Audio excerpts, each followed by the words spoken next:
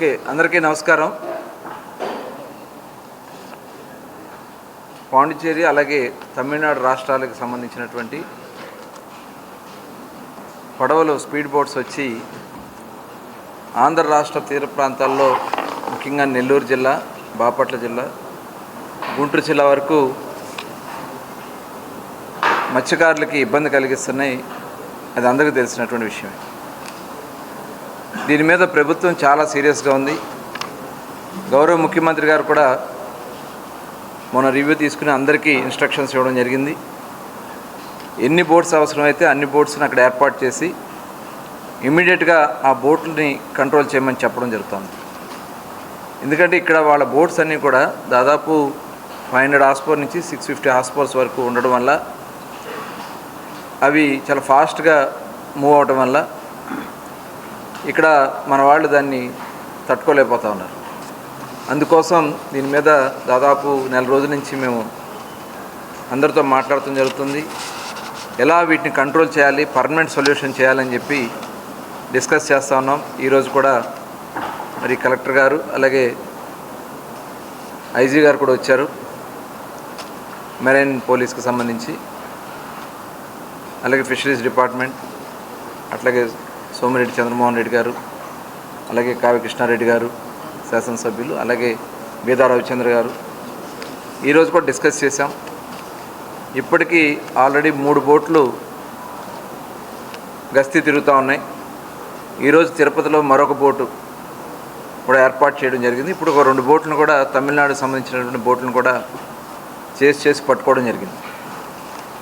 అయితే దీనికి ఎందుకంటే రేపు ఏప్రిల్ 15th నుంచి మళ్ళీ బ్యాన్ పీరియడ్ ఉంటుంది కాబట్టి నెక్స్ట్ జూన్ 15th మళ్ళీ బోట్లు వెళ్ళే సమయానికి ఒక 4 బోట్లని 650 హార్స్ పవర్ బోట్స్ని ఏర్పాటు చేసి లాంగ్ లైనర్స్ కేవలం గస్తీ చూడటానికి మాత్రమే 650 హార్స్ పవర్ మోటార్లతో ఇంజన్తో ఉన్నటువంటి బోట్స్ని ఏర్పాటు చేస్తున్నారు.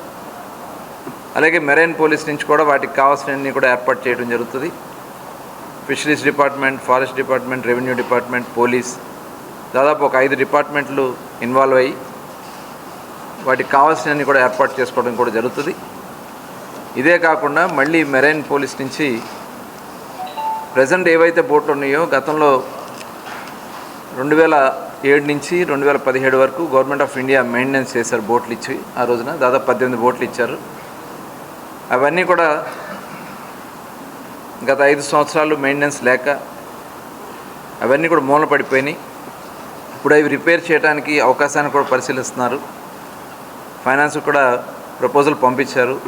ఏదైతే నెల్లూరు జిల్లాలో ఉన్నటువంటి 3 బోట్లు దగ్గర 1.5 కోటిన్నర అవుతుంది. దానికి రిపేర్లకి ఎలా చేయొచ్చు అని చూస్తున్నారు. ఇవి కాకుండా పర్మనెంట్ సొల్యూషన్ చేయడానికి కూడా, ఎందుకంటే ఇవన్నీ కూడా స్పీడ్ బోట్స్ కూడా ఎంత మ్యాక్సిమం చూసుకున్నా వెయిట్ ఎక్కువ, అంత ఐరన్తో ఉంటాయి కాబట్టి మ్యాక్సిమం 20 కిలోమీటర్ స్పీడ్ వెళ్తాయి. ఇప్పుడు అధునాతనమైనటువంటి మెరైన్ బోట్స్ని తీసుకొచ్చి 40 to 50 కిలోమీటర్స్ స్పీడ్కి వెళ్తాయి కాబట్టి పర్మనెంట్గా అవి కూడా ఏర్పాటు చేయడానికి దానికి క్రూ కానీ అన్నీ కూడా డిపార్ట్మెంట్ ప్లాన్ చేస్తున్నారు. ఐజీ గారు ఉదయం నుంచి అన్ని తీర ప్రాంతాల్లో కూడా అలాగే జువల్దిన్ పోర్ట్లో కూడా చూసి రావడం జరిగింది. ఇది శాశ్వత పరిష్కారం చేయడానికి ప్రభుత్వం చాలా చిత్తశుద్ధితో పనిచేస్తుంది. అట్లాగే ఇక్కడ మనకి గవర్నమెంట్ ఆఫ్ ఇండియా నుంచి ప్రధానమంత్రి మత్స్య సంయుక్త యోజన కింద 50 బోట్లు ఇచ్చారు. దగ్గర 1,20,00,000 రూపాయలు ఖరీదు చేసే బోట్లు ఆంధ్ర రాష్ట్రానికి ఇస్తే దాంట్లో 40% సబ్సిడీ, 60% మహిళలకి, ఎస్సీలకి ఇచ్చారు. దీని మీద కూడా గౌరవ ముఖ్యమంత్రి గారితో డిస్కస్ చేసి ఆ బోట్లు కూడా లాంగ్ లైనర్స్ను కూడా సొసైటీస్కి ఇవ్వడమా, లేకపోతే ఇండివిజువల్గా ఫిషర్మెన్ వస్తే వాళ్ళకి ఇవ్వడమా, బ్యాంకర్స్తో కూడా మాట్లాడి అవన్నీ కూడా ఏర్పాటు చేయడానికి చర్యలు తీసుకోవడం కూడా జరుగుతుంది. అట్లాగే జువల్దిన ఫిషింగ్ హార్బర్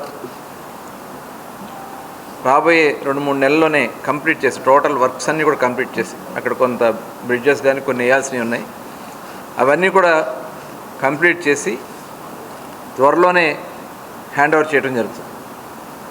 అక్కడ ఉన్నటువంటి మత్స్యకార పెద్దలు వస్తే ముందుకు వస్తే ఆ గ్రామస్తులు అందరూ కలిసి కూర్చుని దాన్ని ఎందుకంటే మెయింటైన్ చేయాలి. అక్కడ ఎలక్ట్రిసిటీ కానీ వాటర్ సప్లై కానీ అక్కడ మెయింటైన్ చేయాల్సినవి ఉంటాయి కాబట్టి మారిటైమ్ బోర్డుకి సంబంధించి అలాగే జిల్లా కలెక్టర్ గారు శాసనసభ్యులు అందరూ కలిసి కూర్చుని దాన్ని గ్రామస్తులతో కూడా కూర్చుని దాన్ని రన్నింగ్లో తీసుకురావడానికి చర్యలన్నీ కూడా తీసుకోవడం కూడా జరుగుతుంది. ఇవాళ ప్రభుత్వం చాలా చిత్తశుద్ధితో మేము వాళ్ళు ఎందుకంటే మొన్న తమిళనాడు బోట్లని పాండిచేరికి సంబంధించిన బోట్లు తీసుకొస్తే అవి వెళ్ళిన దగ్గర నుంచి కొంత వాళ్ళలో అనుమానాలు ఉన్నాయి. ఆ అనుమానాలన్నీ కూడా నివృత్తి చేయడానికి చర్యలు తీసుకుంటాం. అట్లాగే జువెలదిన్నికి సంబంధించినటువంటి ఫిషింగ్ హార్బర్లో కూడా ఇవాళ ప్రతిపక్ష పార్టీలు ముఖ్యంగా వైఎస్ఆర్ పార్టీ లేనిపోని అనుమానాలు సృష్టించడానికి ప్రయత్నం చేస్తూ ఉన్నారు. ఇక్కడ ప్రభుత్వం యొక్క ముఖ్య ఉద్దేశం ఫిషింగ్ హార్బర్లో మత్స్యకారులకి అవసరానికి ఎక్కడా కూడా లోటు లేకుండా చూస్తాం. అలాగే పరిశ్రమలు కూడా రావాల్సిన అవసరం ఉంది. దానికి సంబంధించి ఏదైతే మొన్న సాగర్ సొసైటీకి సంబంధించి ఎంత రిక్వైర్మెంట్ ఉందో అంతవరకే వాళ్ళకి ఇస్తాం తప్ప మిగతాదంతా కూడా టోటల్ వాళ్ళకి ఇచ్చేది కేవలం 7 acres 110 ఎకరాలు. అది 7 acres వాళ్ళకి ఇవ్వడం జరుగుతుంది. మిగతా ల్యాండ్ మొత్తం కూడా ఎందుకంటే ఇప్పుడు ఇవన్నీ కూడా అధ్యయనం చేస్తాం. ఏ ఫిషింగ్ హార్బర్ ఎంత రిక్వైర్మెంట్ ఉంది ఏందనేది డెఫినెట్గా గ్రామస్తులతో కూర్చుంటాం. మనకి ఎంత రిక్వైర్మెంట్ ఉందో చూస్తాం. దాని ప్రకారం ముందుకెళ్ళడం భవిష్యత్తు కూడా ఆలోచించే రాబోయే 25-30 సంవత్సరాలకు భవిష్యత్తును కూడా ఆలోచించే ముందుకెళ్ళడం కూడా జరుగుతుందని ఈ సందర్భంగా తెలియజేస్తూ మేమైతే చాలా ఓపెన్గా ఉన్నాం. సీఎం గారు కూడా చాలా సీరియస్గా ఉన్నారు. ఏదైతే పక్క రాష్ట్రాల నుంచి వస్తున్నటువంటి బోట్ల విషయంలో గవర్నమెంట్ ఆఫ్ ఇండియాతో కూడా కొంత డిస్కస్ చేస్తాం. ఎందుకంటే పక్క రాష్ట్రాలు ఎలక్షన్స్ ఉన్నాయి కాబట్టి అవసరమైతే ఆ గవర్నమెంట్స్తో కూడా నెక్స్ట్ మాట్లాడటం జరుగుతుంది. జిల్లా కలెక్టర్ గారు కానీ ఎస్పీ గారు కానీ అలాగే మన మెరైన్ పోలీస్ కానీ ఇవంతా కూడా ఫైనాన్స్ డిపార్ట్మెంట్తో కూడా మాట్లాడి వేగవంతంగా ఇవన్నీ కూడా పూర్తి చేయడం కూడా జరుగుతాయి. ఎవరు కూడా ఆందోళన చెందాల్సిన అవసరం లేదు. మేము ఎందుకంటే మత్స్యకారులు మొట్టమొదటి నుంచి కూడా తెలుగుదేశం పార్టీతో ఉన్నారు. ఈరోజు కూటమి ప్రభుత్వంతో ఉన్నారు. ఇవాళ సంక్షేమ కార్యక్రమాలు చేసిన వాళ్ళకి బ్యాన్ పీరియడ్ డబ్బులు ఇచ్చిన, పెన్షన్లు ఇచ్చిన, 50 సంవత్సరాల పెన్షన్లు తీసుకొచ్చిన, ఆయిల్ సబ్సిడీ ఇచ్చిన ఇవన్నీ కూడా గతంలో మేము చేసిన కార్యక్రమాలు.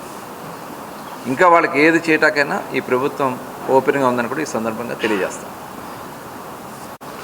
సోమిరెడ్డి చంద్రమోహన్ రెడ్డి గారు ముఖ్యమంత్రి గారి దృష్టి కూడా తీసుకొచ్చారు. పులికాట్ లేక్ దానికి సంబంధించి కూడా అక్కడ షిల్ట్ క్లియరెన్స్ కోసం ప్రపోజ్ చేశారు. దానికి కూడా సీఎం గారు ఒకసారి పరిశీలన చేసి దానికి ఎలా ముందుకెళ్ళాలని చెప్పడం జరిగింది. అలాగే కృష్ణపట్నం జెట్టీకి సంబంధించి కూడా ఉన్నది. దాని గురించి కూడా డిస్కస్ చేస్తున్నాం. ఇవన్నీ కూడా ఇంకా ఏ సమస్యలు ఉన్నాయో అవన్నీ కూడా చేయడానికి ఈ ప్రభుత్వం ఓపెన్గా ఉందని తెలియజేస్తాం. Thank you.